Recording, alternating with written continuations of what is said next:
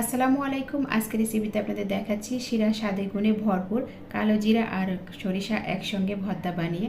আর এই ভর্তাটি এভাবে বানিয়ে খেলে আপনাদের মুখের অরুচি বা শরীর ব্যথা একদম নিমেষে চলে যাবে। তাহলে চলুন পুরো ভিডিওটি দেখে নিই।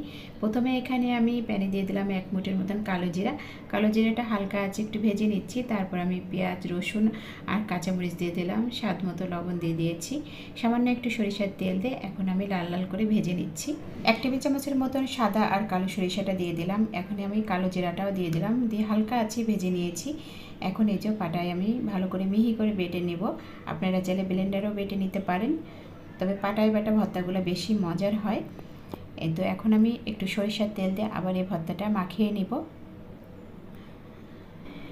এই তো মাখানো হয়ে গেল আমার ভর্তাটা। এভাবে আপনারা কালো জিরা সরিষা একসঙ্গে ভর্তা বানিয়ে খেয়ে দেখবেন, আপনাদের মুখের অরুচি বা শরীরের ব্যথা এক নিমিষেই দূর হয়ে যাবে।